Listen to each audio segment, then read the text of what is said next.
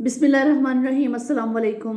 हमेशा की तरह वीडियो शुरू करने से पहले आपसे रिक्वेस्ट है कि अगर अभी तक आपने चैनल को सब्सक्राइब नहीं किया तो काइंडली सब्सक्राइब कर लीजिए और बेल आइकन को प्रेस कर लीजिए ताकि आने वाली न्यू वीडियोस की नोटिफिकेशंस जो हैं वो आपको इन टाइम मिल सके। आज हम मुख्तलिफ टॉपिक्स पर बात करेंगे, जिसमें सबसे पहले बात करेंगे फॉल्स कन्फाइनमेंट पर, यानी हब्से बेजा।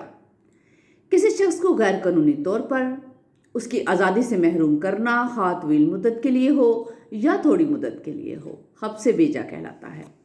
या किसी शख्स को महबूस करना और उससे आज़ादी से महरूम करना भी हब्से बेजा कहलाता है। मजमूआ ताज़ीरात पाकिस्तान 340 में हब्से बेजा की तारीफ इस तरह से की गई है: Whoever wrongfully restrain any person in such a manner as a prevent that person from proceeding beyond certain circumscribing limits is said wrongfully to confine that person। यानी जो कोई शख्स किसी दूसरे शख्स की इस तरह से मज़ाहमत बेजा करे कि उस शख्स को खास हदूद या खास हदूद मुहीत के बाहर जाने से रोके, तो कहा जाएगा कि शख्स मज़कूरा ने उसकी निस्बत हस्बे बेजा की है। हब्से बेजा का फेल जो है वो दो सूरतों में होता है। पहली सूरत ये कि जब एक शख्स गैर कानूनी तौर पर बगैर किसी एख्तियार या इजाज़त के किसी शख्स का हक के आज़ादी सल्ब करे या उसे महबूस करे। दूसरी सूरत यह है कि कोई शख्स अपना इख्तियार जाहिर करे या कोई अफसर अपने इख्तियारात का नाजायज़ इस्तेमाल करते हुए गैर कानूनी तौर पर दबाव से किसी शख्स का हक के आज़ादी सल्ब करे या उसे महबूस करे। दोनों सूरतें हब्से बेजा के ज़ुमरे में आती हैं। मिसाल के तौर पर ज़ैद ताकत या दबाव के ज़ोर से एक चुराहे पर बकर को तीन अतराफ जाने से रोकता है, जबकि बकर आज़ादी से चौथी तरफ जा सकता है, तो ये हब्से बेजा नहीं होगी।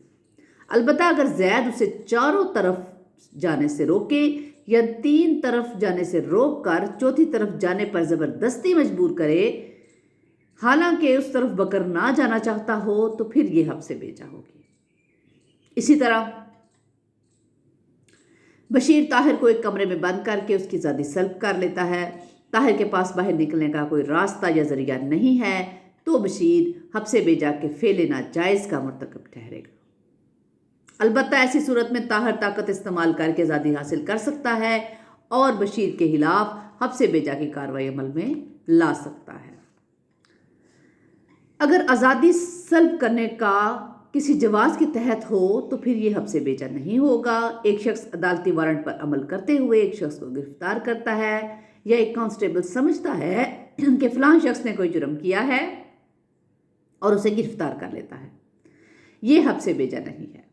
अगर एक या चंद अशख़ास नेक नियति से या यकीन के साथ एक शख्स को इस बिना पर पकड़कर कमरे में बंद कर देते हैं कि उसने कोई जुर्म किया हो और पकड़ने वाले का मकसद उसे पुलिस के हवाले करना हो, तो फिर भी ये हब्से बेजा जो है वो नहीं होगी। इसी तरह जब पुलिस एक मुलाजम को गिरफ्तार कर लेती है तो यह हब्से बेजा नहीं है, लेकिन FIR के अंदर जब किसी शख्स को पकड़ा जाता है तो FIR का अंदराज करके कानूनन 24 घंटे के अंदर उसे मजिस्ट्रेट के सामने पेश करना चाहिए। अगर पेश नहीं किया जाता और ज़्यादा मुद्दत गुजर जाती है, तो फिर यह हब्से बेजा है और उसे हिरासत नाजायज़ कहा जाता है। उसके लिए पुलिस भी जवाबदेह है। आज का जो हमारा दूसरा टॉपिक है वो है right to air and light, यानी हवा और रोशनी का हक। हर शख्स अपनी मलकियती और मकबूजा अराजी से गुजरने वाली हवा और रोशनी से मुस्तफ़ीद होने का हक रखता है। यह हक उसका कानूनी हक है, लीगली हक है। किसी शख्स को इख्तियार हासिल नहीं है कि वो इस रोशनी या हवा में रुकावट बने और उसे गदला करे। अगर कोई शख्स ऐसा फेले बेजा यानी कोई रॉन्गफुल एक्ट करता है जिससे हवा का गदला होना साबित होता है या रोशनी में रुकावट होती है, तो वो शख्स कानूनी तौर पर उस रॉन्गफुल एक्ट का जिम्मेदार ठहरेगा और बार बनाए कानून टाट उसके खिलाफ कार्रवाई हो सकती है, यानी लॉ ऑफ टाट के तहत उसके खिलाफ कार्रवाई की जा सकती है। मिसाल के तौर पर بشیر طاہر کے مکان کے ساتھ اس انداز میں دیوار تعمیر کرتا ہے کہ طاہر کے مکان میں آنے والی روشنی اور ہوا متاثر ہوتی ہے تو یہ رانگ فل ایکٹ ہے اور طاہر کے قانونی حق میں بے جا دخل اندازی ہے۔ اسی طرح سے لا آف ٹارٹ کے تحت بشیر کے خلاف کارروائی عمل میں لائی جا سکتی ہے۔ عام طور پر تو یہ کہا جاتا ہے کہ ایک شخص کو اپنی اراضی کے اوپر سے گزرنے والی ہوا اور روشنی پر کوئی حق حاصل نہیں ہے، لیکن اسے اپنی آزادی سے آزادانہ طور پر اس سے مستفید ہونے کا قانونی حق حاصل ہے۔ اس تناظر میں دیکھا جائے تو ہوا اور روشنی کا حق اراضی سے مستفید ہونے کے قانونی حق کے ساتھ ایک اضافی حق ہے۔ اسی طرح قانونی اصطلاح میں اسے ایزمنٹ کہا جاتا ہے اور روشنی کے استعمال کا حق 4 صورتوں میں ہوتا ہے۔ سب سے پہلے یہ کہ اگر ایک شخص دوسرے کو اس کی اجازت دے دے، یہ اجازت صریح بھی ہو سکتی ہے اور معنوی بھی ہو سکتی ہے تاکہ تازہ ہوا اور روشنی سے وہ مستفید ہو سکے۔ یعنی زید بکر کے مکان کی طرف ایک کھڑکی اس کی اجازت سے کھول لیتا ہے تاکہ تازہ ہوا اور روشنی سے مستفید ہو سکے۔ ایسی اجازت صریح ہوگی، اور اگر زید بلا اجازت کھڑکی کھول لیتا ہے اور بکر جانتے ہوئے بھی خاموشی اختیار کر لیتا ہے تو یہ اجازت معنوی ہوگی۔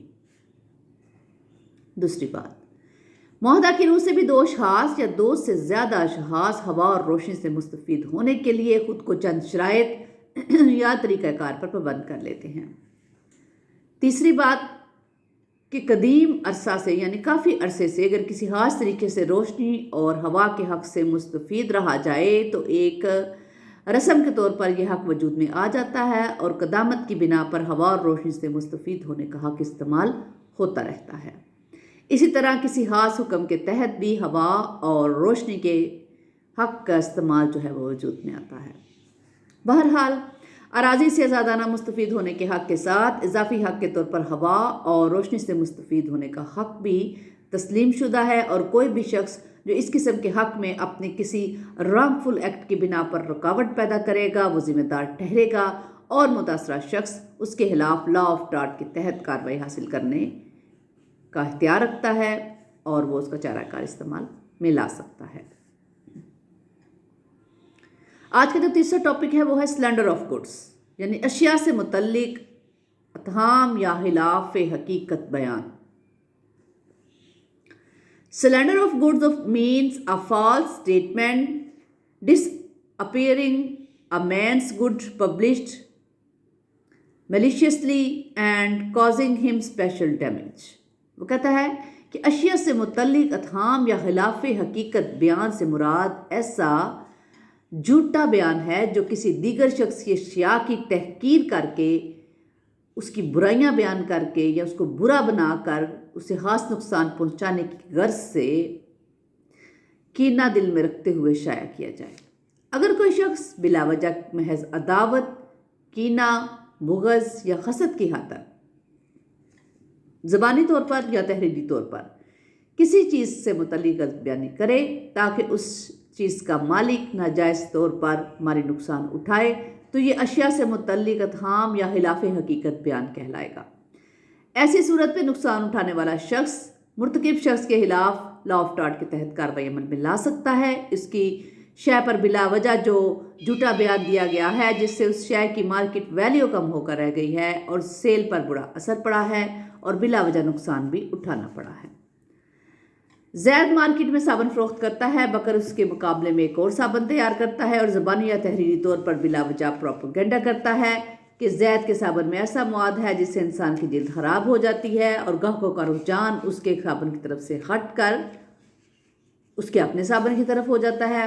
یہ اشیاء سے متعلق جھوٹا بیان ہے اور سلینڈر آف گڈس ہے۔ زید بکر کے خلاف نقصان کی تلافی کے لیے دعویٰ دائر کر سکتا ہے۔ اس طرح اسلم اپنی دودھ فیکٹری میں بچوں کے لیے دودھ تیار کر کے مارکیٹ میں فروخت کرتا ہے۔ اکرم اپنی دودھ فیکٹری میں اسی قسم کا دودھ تیار کرتا ہے اور پروپیگنڈا کرتا ہے کہ اسلم کی فیکٹری کا تیار شدہ دودھ بچوں کی صحت کے لیے مضر ہے۔ اسلم کی فیکٹری کا تیار شدہ فروخت ہونا بند ہو جاتا ہے جس سے اسے نقصان پہنچتا ہے۔ اب وہ اکرم کے خلاف اس نقصان کی تلافی کے لیے نالش دائر کر سکتا ہے۔ مقصد یہ ہوتا ہے کہ لوگوں کے دلوں میں غلط پروپیگنڈا کر کے اصلی مال کے بارے میں نفرت پیدا کی جائے اور نقلی مال کی سیل بڑھائی جائے۔ इन दोनों मिसालों में अगर बकर अपने साबन और अकरब अपने दूध की तारीफ करे और दूसरे के मालिक का जिक्र किए बगैर सिर्फ अपने माल को अच्छा कहे, हाँ उससे असलम और ज़ैद को नुकसान भी हो, तो फिर जो है ना इसका सेंडर ऑफ गुड्स में नाम नहीं आएगा। अपनी चीज़ को अच्छा कहना और अच्छा साबित करना हर शख्स का कानूनी हक है, लेकिन किसी की चीज़ को बुरा कहना गलत है।